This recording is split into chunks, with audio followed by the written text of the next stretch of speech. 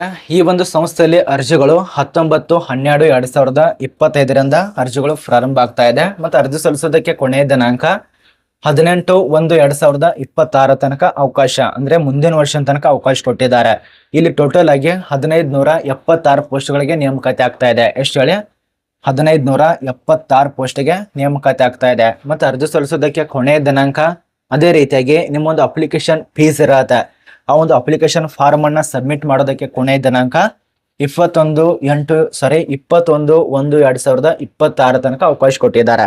ಮತ್ತು ಅದೇ ರೀತಿಯಾಗಿ ನಮ್ಮೊಂದು ಅಪ್ಲಿಕೇಶನ್ ಇರತ್ತಲ್ಲ, ಅದೇನಾದ್ರೂ ಸಮಸ್ಯೆ ಆಗತ್ತಪ್ಪ ಅಂದ್ರೆ ಅರ್ಜಿಗಳನ್ನ ಸಲ್ಲಿಸೋ ಸಮಯದಲ್ಲಿ ಸಮಸ್ಯೆ ಇರ್ತವೆ. 1-2 ಅರ್ಜಿ ಸಲ್ಲಿಸೋ ಸಮಯದಲ್ಲಿ ಅಪ್ಲಿಕೇಶನ್ ಹಾಕ್ತೀರಾ, ಆಮೇಲೆ ಗೊತ್ತಾಗತ್ತೆ ನಾನಿಲ್ಲಿ ತಪ್ಪಾಗಿ ಅಪ್ಲಿಕೇಶನ್ ಹಾಕಿದ್ದಾನೆ ಅಂತ ಹೇಳಿ.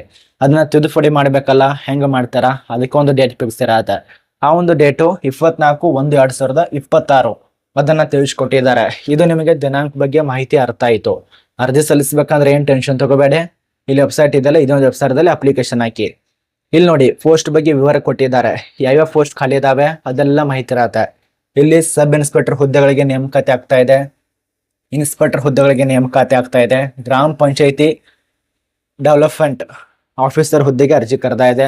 ಅಂದ್ರೆ ಪಿಡಿಒ ಹುದ್ದೆಗಳು, ಪಿಡಿಒ ಪೋಸ್ಟ್ಗಳಿಗೆ ಅಪ್ಲಿಕೇಶನ್ ಕರೆದಿರ್ತಾರೆ.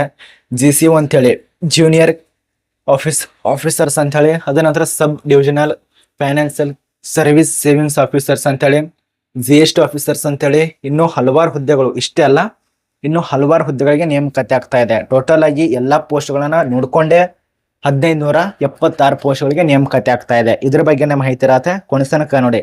ಮತ್ತೆ ಈ ಒಂದು ಚಾನಲ್ ಅನ್ನ ಯಾರು ಸಬ್ಸ್ಕ್ರೈಬ್ ಮಾಡಿಲ್ಲ, ಸಬ್ಸ್ಕ್ರೈಬ್ ಮಾಡ್ಕೊಳ್ಳಿ.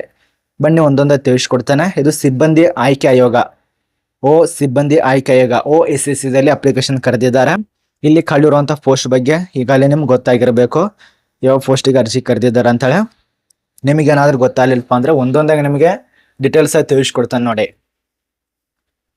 ಇಲ್ಲಿ ವಿವಿಧ ಸುಮಾರು 50ರಿಂದ 60 ಪ್ರಕಾರ ಇರತ್ತೆ. ಇಲ್ಲಿ ನೋಡಿ, ಜೂನಿಯರ್ ಅಸಿಸ್ಟೆಂಟು FY, ಇದರಲ್ಲಿ ಜೂನಿಯರ್ ಅಸಿಸ್ಟೆಂಟ್ ದಲ್ಲಿ ಕ್ಲರ್ಕ್ ಹುದ್ದೆಗಳು, ಸಬ್ ಇನ್ಸ್ಪೆಕ್ಟರ್, ಡಿಸ್ಟ್ರಿಕ್ಟ್ ಆಫೀಸರ್ಸು, ಅದ ನಂತರ HOD ಅಂತೇಳಿ ಜೂನಿಯರ್ ಅಸಿಸ್ಟೆಂಟ್ ದಲ್ಲಿ HOD ಹುದ್ದೆಗಳು ಮತ್ತು ಪ್ರಕಾರಗಳು ಬೇರೆ ಇರತ್ತೆ. ಇಲ್ಲಿ ಕ್ಲರ್ಕ್ ಹುದ್ದೆಗಳು ಈ ರೀತಿಯಾಗಿ ಜೂನಿಯರ್ ಅಸಿಸ್ಟೆಂಟ್ಗಳು, ಅದೇ ರೀತಿಯಾಗಿ ಲಾಯರ್ ಹುದ್ದೆಗಳು, ಲೋಕಲ್ ಫಂಡ್ ಅಟೆಂಡರ್ ಹುದ್ದೆಗಳಾಗ್ಬೋದು, ಬ್ಲಾಕ್ ಸೊಸೈಟಿ ಸೆಕ್ರೆಟರಿ ಆಗ್ಬೋದು, ಇನ್ಸ್ಪೆಕ್ಟರ್ ಆಗ್ಬೋದು, ಪಂಚಾಯತಿ ಡೆವಲಪರ್ ಆಫೀಸರ್ಸ್ ಆಗ್ಬೋದು. ಈ ರೀತಿಯಾಗಿ ಎಲ್ಲ ಪೋಸ್ಟ್ ಒಳಗೆ ಅಪ್ಲಿಕೇಶನ್ ಸ್ಟಾರ್ಟ್ ಇರತ್ತೆ.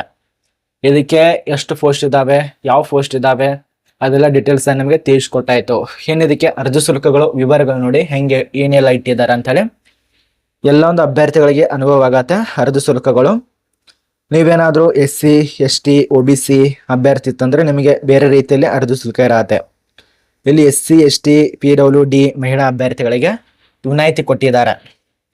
ಈ ಒಂದು ವರ್ಗದಲ್ಲಿ ವಿನಾಯಿತಿ ಕೊಟ್ಟಿದ್ದಾರೆ.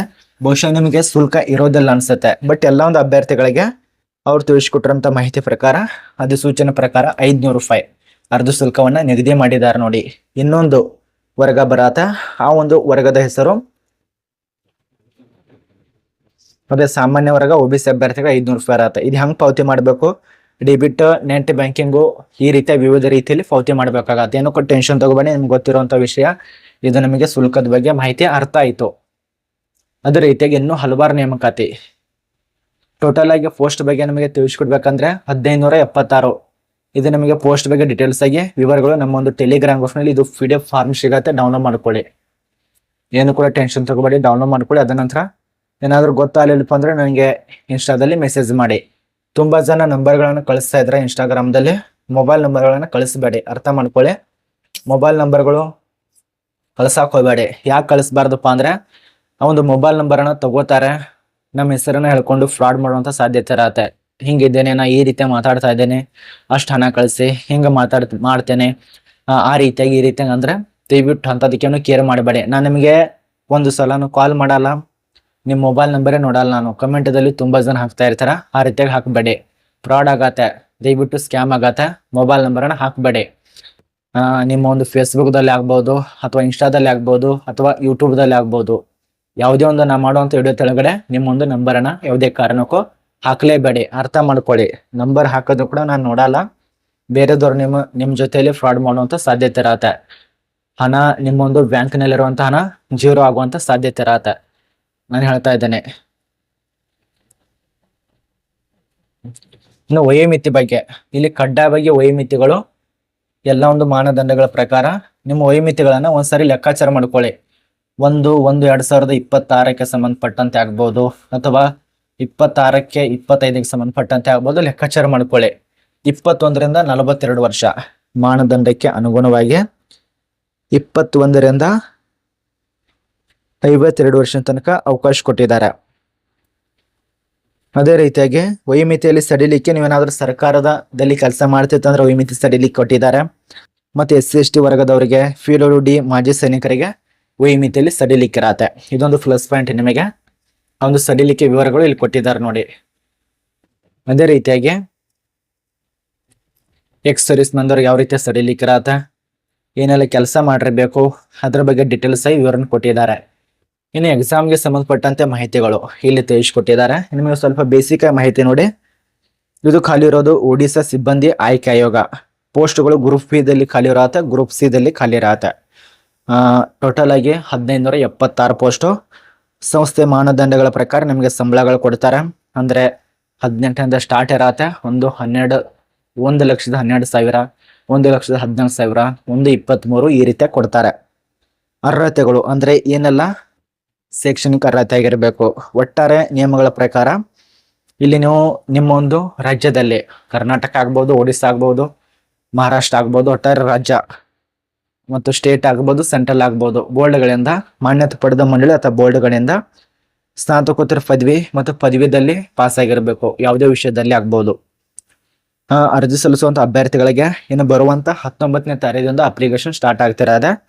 ಅರ್ಜಿಗಳು 18ನೇ ತಾರೀಕು ತನಕ ಅವಕಾಶ ಇರತ್ತೆ. ಮುಂದಿನ ವರ್ಷ 2026 ಜನವರಿ ತಿಂಗಳಲ್ಲಿ ಕೊನೆಯ ದಿನಾಂಕ 18ನೇ ತಾರೀಕು.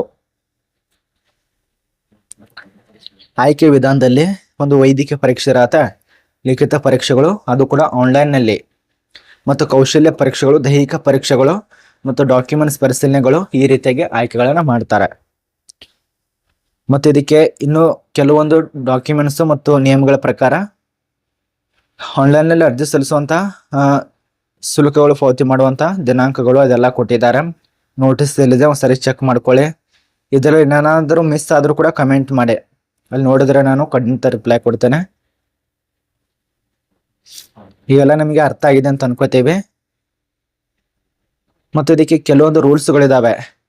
ಆ ಒಂದು ರೂಲ್ಸ್ ಏನಪ್ಪಾ ಅಂದ್ರೆ, ಅರ್ಜಿ ಸಲ್ಲಿಸಬೇಕಂದ್ರೆ ಭಾರತದಲ್ಲಿ ವಾಸ ಮಾಡ್ತಿರ್ಬೇಕು ಕಡ್ಡಾಯವಾಗಿ, ಮತ್ತು ಸರ್ಕಾರ ಗೌರ್ಮೆಂಟು ಅಥವಾ ಸೆಂಟ್ರಲ್ ಗೌರ್ಮೆಂಟ್, ಸ್ಟೇಟ್ ಗೌರ್ಮೆಂಟ್ ದಿಂದ ನೀವು ಒಂದು ಪದವಿಗಳನ್ನ ಮುಗಿಸಿರ್ಬೇಕು, ಅಂದ್ರೆ ವಿದ್ಯಾರ್ಹತೆ ಪಾಸ್ ಆಗಿರ್ಬೇಕು. ಮತ್ತು ರೂಲ್ಸ್ ಇದು ಕಡ್ಡಾಯವಾಗಿರ್ಬೇಕು, 18 ವರ್ಷದಿಂದ ಮೇಲ್ಪಟ್ಟಾಗಿರ್ಬೇಕು ನೀವು. ಇದು ರೂಲ್ಸ್ ಪ್ರಕಾರ ಆಗಿರತ್ತೆ. ಇಷ್ಟು ನಿಮ್ಗೆ ಮಾಹಿತಿನ ತಿಳಿಸ್ಕೊಟ್ಟಿದ್ದಾರೆ. ಮಹಿಳೆಯರಿಗೆ ಅವಕಾಶ ಇರತ್ತೆ ಮತ್ತು ಪುರುಷರಿಗೆ ಅವಕಾಶ ಇರತ್ತೆ.